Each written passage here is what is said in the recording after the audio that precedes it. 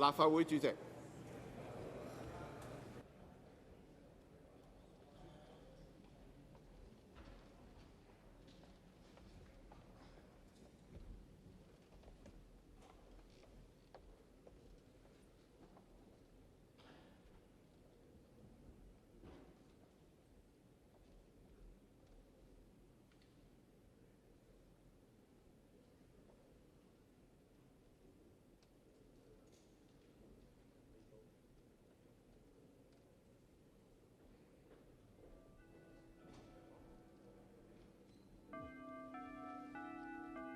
請各位議員繼續站立，等行政長官進入會議廳。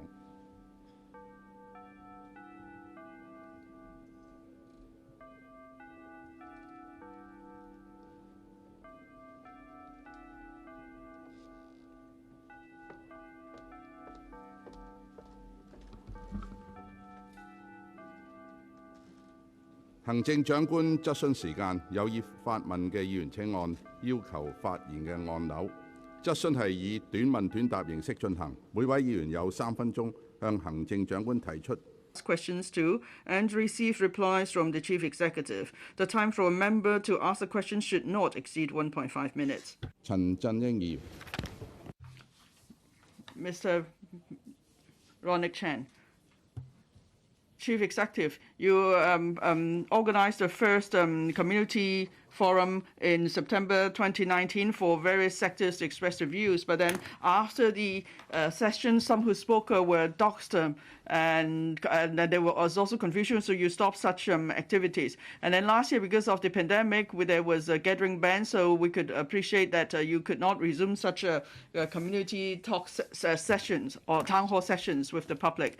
But then now we could do it online. You know, people could join an online session, and there could still be good discussion. And then with the promulgation of the national security law, social order has been restored, and also in coming time, you said you would focus on people's livelihood issues. So would you consider organizing such town hall sessions again? It doesn't have to be a physical session. It could be an online session, so you could listen to the views of the public and also hear their aspirations. Chief Executive. Thank you, Mr. Ronick Chan, for your question. Now, of course, in any as the government, proceeds with this policy formulation, it has to listen to the views of the public. We need to make sure that the policies are in line with public expectation. That's why we attach great importance to communication with the public. But as Mr. Ronick Chan said, a lot happened in the past 2 years. It was difficult for us to proceed with such communication sessions. Now, before mid-2019, there were many public consultation sessions at the community level, and there was a serious disruption and opposition. Now, after the enactment of the national security law and improvements to the electoral systems, I believe Hong Kong will turn a new page. And in this new scenario, it will be conducive to communication between officials and the public. So that's why I'm more than happy to have more engagement with the public and more communication with the public in future. As Mr. Ronick Chan pointed out, there are now many online forums, where people could see each other, and these sessions have been rather effective. And I and my colleagues actually have not, have been engaging in such webinar sessions. But of course, we've been targeting just certain sectors. In future, I would consider opening up such sessions to more sectors and communities so we could listen to the views. Thank you for your suggestion. Ms. Eunice Young. Now, in the past few days, the community and the commercial sector have been trying to consider ways to encourage more to take the vaccines. Of course, government would not do anything, would just encourage the business sector to do so. But then in other countries, the government actually offers cash ducky draw. So how come the government couldn't consider it? And a few days ago, the chief executive pointed out in the press conference that if there would be a fifth wave of outbreak, you would consider various restrictive measures for those who have not been vaccinated. For example, people won't be able to go into cinemas, restaurants, schools, construction sites, and so on. Now, after you've announced this intention, there was strong reaction from the public. There are many people that I know who are actually chronic patients. Now, they may not be able to take the vaccine, so how are you going to be able to identify them? Have you considered ways so for people who want to take the vaccine but who couldn't, wouldn't be discriminated against, and then they will still be able to engage, in normal activities like going to work, to school, or to a restaurant? Chief Executive. Yes, the administration has announced two points in relation to the epidemic. Now, first, on the vaccination rate, it's not at all ideal. It's just around 21%. In Hong Kong, we have some sufficient supply of vaccines. We also have a number of community vaccination centers in place. Now, we've rolled out the program for 3 months, and we've been learning from the experience. And as Ms. Yong has pointed out, we've also referred to the experience overseas. We believe there is a need to provide incentives. But as I said on many occasions at press conferences, now with direct incentives such as incentives in cash or in kind, these should actually be offered by the business sector, because we share the common goal of boosting the vaccination rate so we could return to normal life, and then different sectors could see more business. And I'm glad to see that the business sector has been, answering our appeal in the past few days. So it's not a question of whether it should be the government to do so, but I believe it's a matter of sharing the common responsibility. And of course, when it comes to the vaccination program, the government is covering all the expenses. Then the government is also offering various policies to facilitate the business sector in rolling out incentives. So it's again about collaboration between the government, the business sector, and the public. Now, if there will be a fifth wave of outbreak, we probably will not repeat previous policies where we will close down certain premises across the board. So we could consider, distinguishing between people who have been vaccinated and those who have not been vaccinated for their entry into this premises. Well, this is actually a suggestion of the expert. Now, of course, if there are people who could not get vaccinated for health reasons, they will not be affected by this arrangement, you could rest assured. Mr. Wong Ting Kwong. Thank you, President. Chief Executive. With the joint effort of the government and the public, we were able to achieve zero infection in Hong Kong.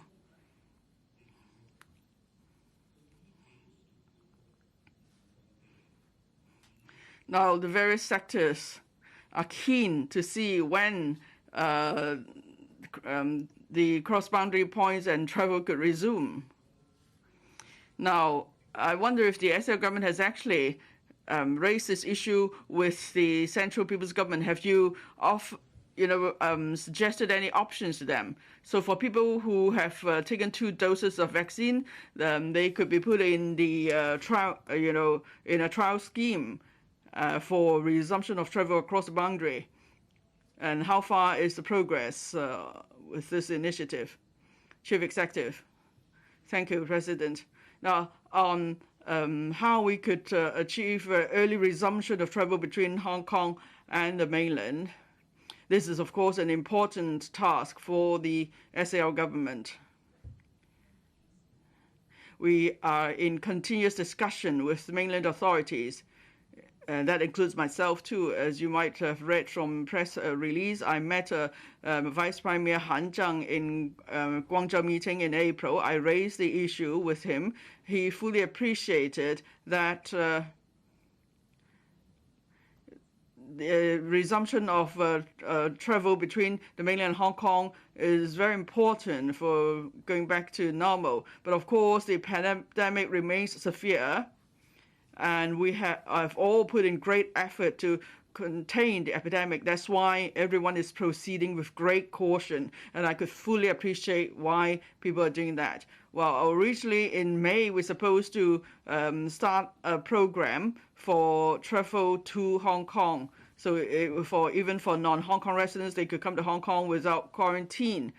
But because of the latest pandemic, we have to shelve that program for the time being. In any case, we've been working very hard, and the health authorities are in discussion with the mainland on these issues. But I believe it will still take some time until we can see that we have solidly achieved zero infection before we could take things forward. But as I've said this many times, in future when we have such a program, getting vaccinated would definitely be one of the essential conditions.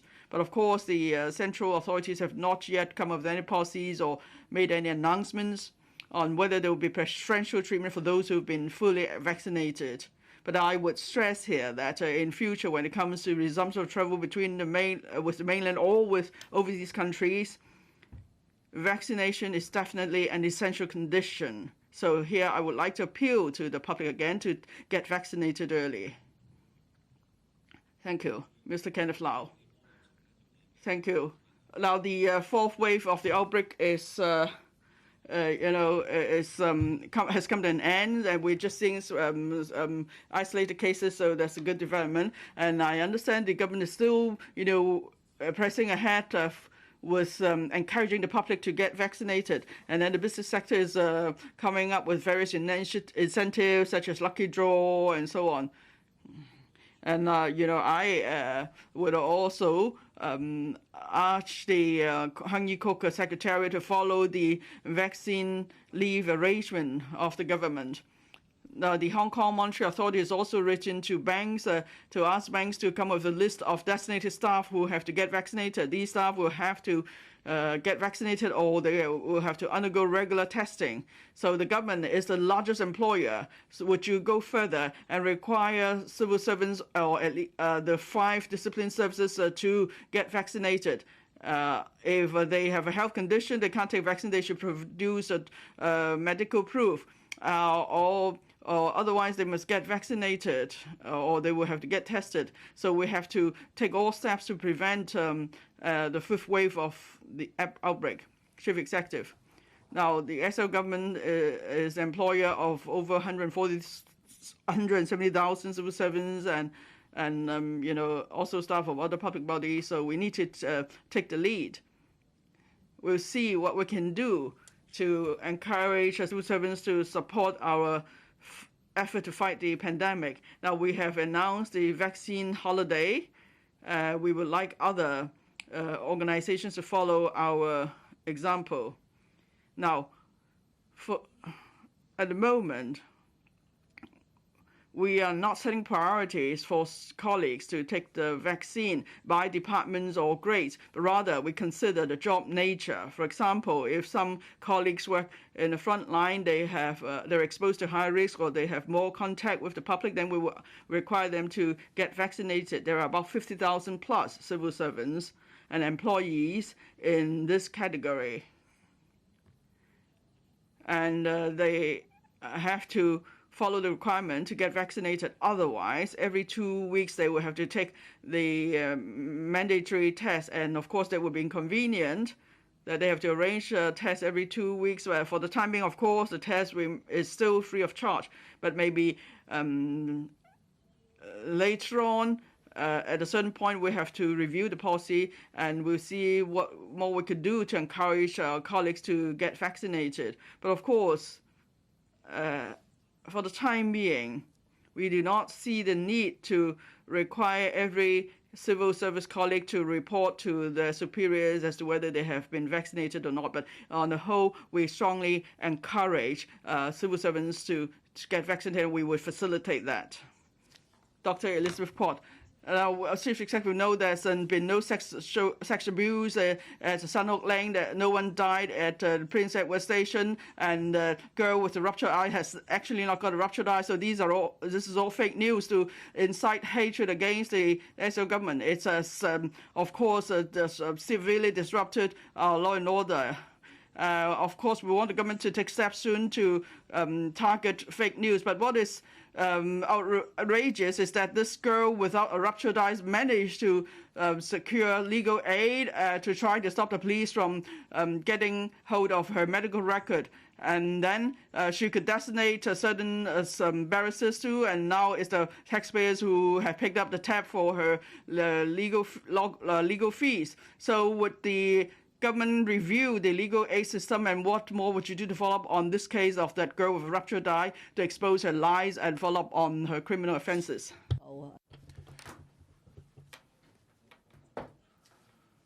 The relevant cases would be investigated by law enforcement agencies. If there's sufficient evidence, prosecution would be laid and the matter would be decided by the court. Over the course of court proceedings, truth would eventually be revealed before the eyes of the public.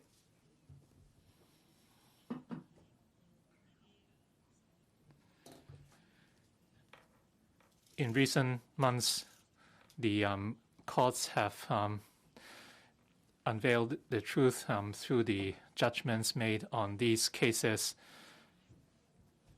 and judges also spoke on these cases. For individuals who intimidate or conduct doxing on the judges, since they are not happy with the judgments, such behaviors would not be tolerated. In recent times, certain cases have led to discussions and concerns on the legal aid system in Hong Kong. These do happen from time to time since we are talking about public money. And very often, the handling of civil or criminal cases involve different government departments. This afternoon, I will host the opening ceremony on a roving exhibition to commemorate the 50th anniversary of the legal aid system. Any system must keep with the times. I'm not saying that our current legal aid system is perfect, and as such, it is necessary to review Hong Kong's legal aid system from time to time. The current term administration also instituted changes.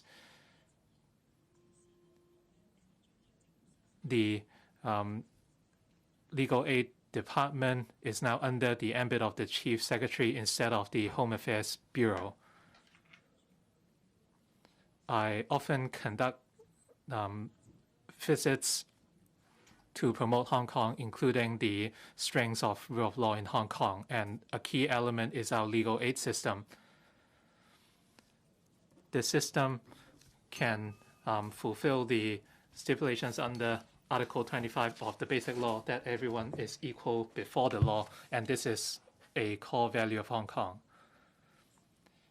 In terms of assigning cases and lawyers under the legal aid system, I believe there's scope for review, and this would be the responsibility of the Chief Secretary. Mr. Martin Liao. President, I have a question about vaccines. Given the pandemic, many people would want to protect themselves. Professor Yuen Kwok Yung and a number of experts have clarified the fact that vaccination would not lead to deaths. In terms of booster jabs in the future, those who have received a vaccine before would be eligible. For those who are still hesitant, they might want to wait for the next generation of vaccines to be available so that they could guard against the variant strains. And new vaccines and booster vaccines would only be applicable for those who have received at least the first dose. So what would the scientific basis of future vaccination in terms of the new doses or booster jabs? There are rapid developments in vaccination, so I cannot speculate on what would happen going forward in terms of vaccine development.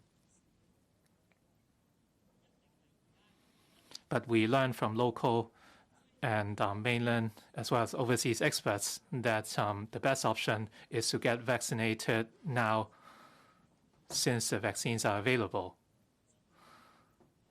That is why we urge the public to get vaccinated right now in order to protect themselves and their families and for the benefit in Hong Kong.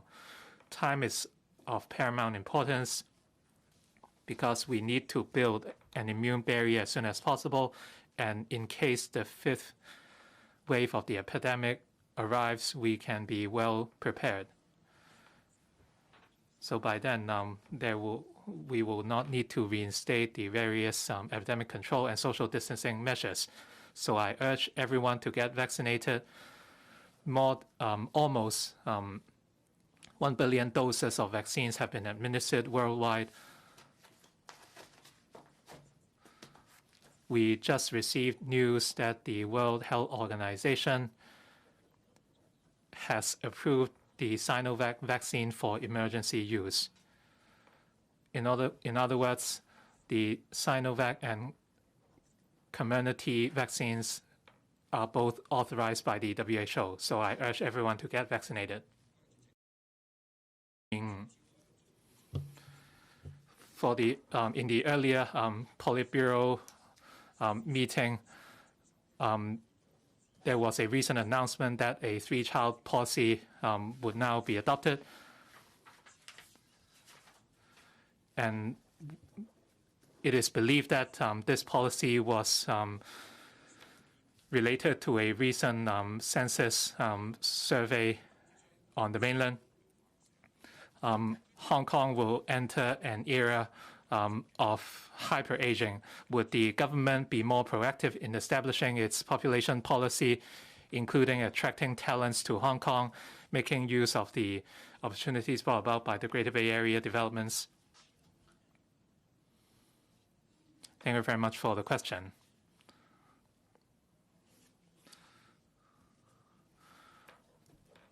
Hong Kong's birth rates are hitting new lows. Back in 2003, the birth rate was about 0.9%, and our latest figure is even lesser than that. Hong Kong does not impose any restrictions on births, so members of the public can have as many children as they want. And the government would not stigmatize families with many children. We would provide free education and and free health care, so to speak. So from the government's perspective, I tend to agree with Mr. Ng. That is, we must attract talent, especially young talent, to Hong Kong. Meanwhile, we would provide better retirement policies for the elderly. Hong Kong has a population of more than 7 million.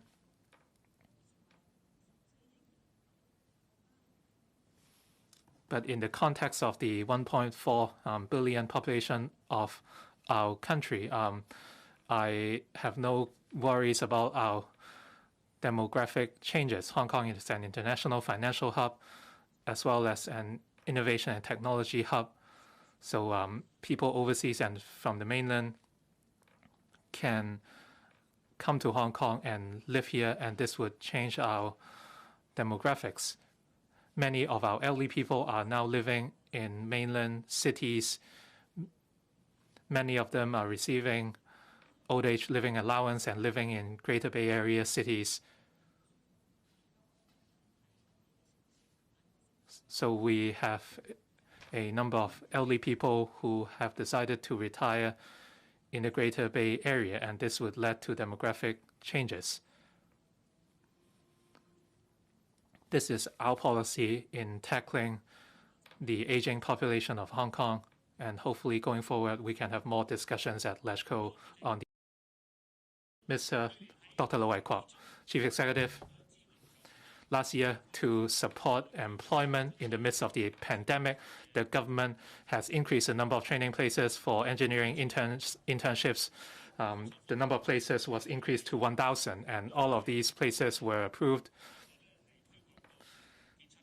And similar arrangements were extended to the planning, architecture, and surveying sectors, and a green employment scheme was also implemented. And support was also provided to for corporates to engage assistance. Despite a slight lowering of unemployment rate, it is still at 6.4%, and we have an unemployed population of 150,000, with a number of university graduates entering the market very soon. I wonder if the chief executive will extend the support measures rolled out last year to support graduates as well as the youth, so that they would not be unemployed after they graduate. Thank you very much for the question. For the coming university graduates, we are concerned about their employment prospects. For graduates who finished university in the past year, they have faced a number of challenges, and that is why policy-wise we are looking to provide opportunities for them. For instance, the GBA Youth Employment Scheme targets university graduates who graduated in recent years. The benefits to the employment scheme are obvious. They could learn more about the work environment as an architect, surveyor, etc. The internship places under the scheme were provided under funds from the Anti-Epidemic Fund, and another 60,000 time-limited posts would be created. And I believe the Development Bureau would extend some of these 60,000 places. Dr. Cheng Yong-tai. Good morning, Mrs. Lam. When it comes to vaccination, I believe the public would judge their own risks and physical conditions before deciding whether or not to receive a jab. There was the general impression that any intimidation measures from the government would affect their incentive to get vaccinated. Yesterday, the Expert Committee on Clinical Events Assessment following COVID-19 immunization decided that announcements on death cases would only be made if potential association with the vaccination is detected. So there are fundamental issues with the system leading to a lack of trust from the public on vaccination. 21 vaccinated people have passed away so far, even though it was established that there was no direct causal relationship with the vaccines. Chief Executive, what is your view on the new arrangement? Do the experts believe that by not announcing the death cases, there will not be any speculation or doubt from the public, or would the opposite effect be achieved? Thank you very much for the question.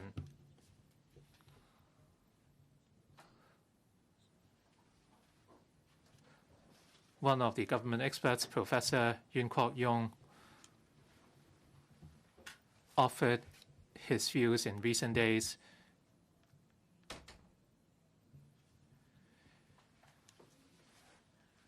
He said that to alleviate public doubt on vaccination, the means of expression is very important. He believed that we must emphasize the fact that people pass away in Hong Kong every day for different reasons due to their own conditions or by accident. The misunderstanding that vaccination would lead to deaths affected public confidence and, in turn, our vaccination rate. I'm not saying that what Professor Yun said led to a change in the stance of the expert committee. But the point is we must express the facts clearly to the public. So far, no death was directly related to vaccination. And as such, the different committees under the Department of Health seek to provide more accurate information to the public.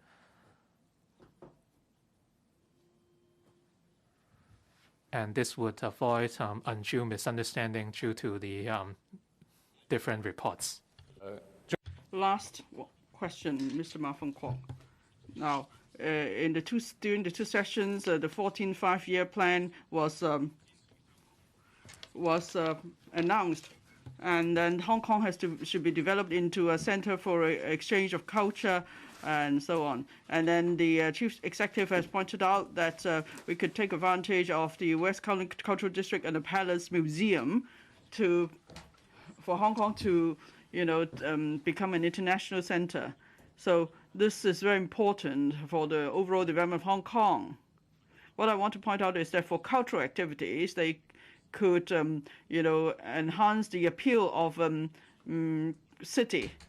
Sports also could enhance the vibrancy of a city.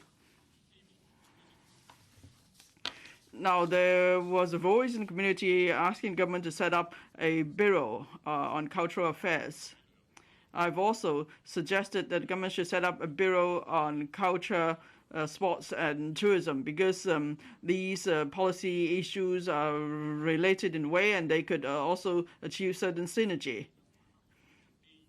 Now, in the future, how could we seize upon these opportunities? What sort of mechanism would we have in place to promote culture and sports in Hong Kong? Because for cultural the promotion is now the responsibility over different departments. Chief Executive, I fully appreciate with Mr. Ma Fung Kwok.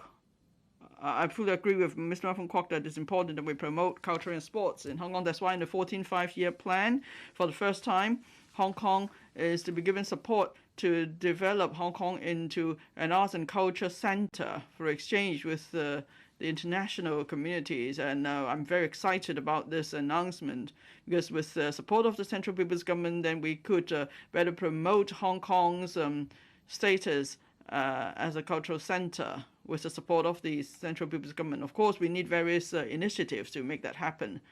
The government is one of the parties, but it may not be the most important parties. What is important is that there will be someone to lead cultural development in Hong Kong. Of course, we need to have suitable policies to support such initiatives, and the government need to plow in certain suitable resources. And if the time is right, we may need to think out of the box to do something. For example, for the first time, the government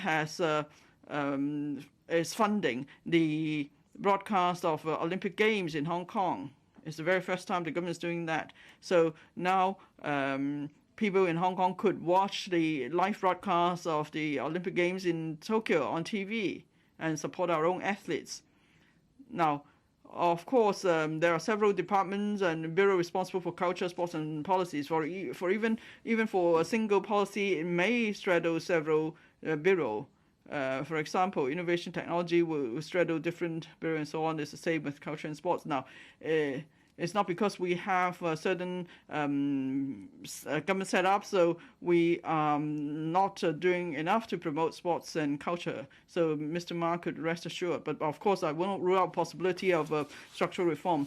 That's the end of the chief executive that now leaves the chamber. Members stand up, and then after the chief executive has left, this council will hold this regular meeting immediately.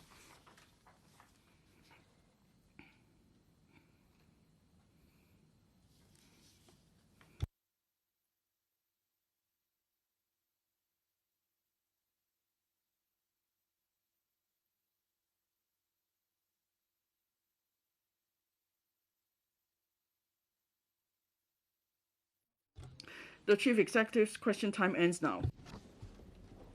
The regular council meeting now commences. Questions. Question 1, the Honourable Tony Zhe.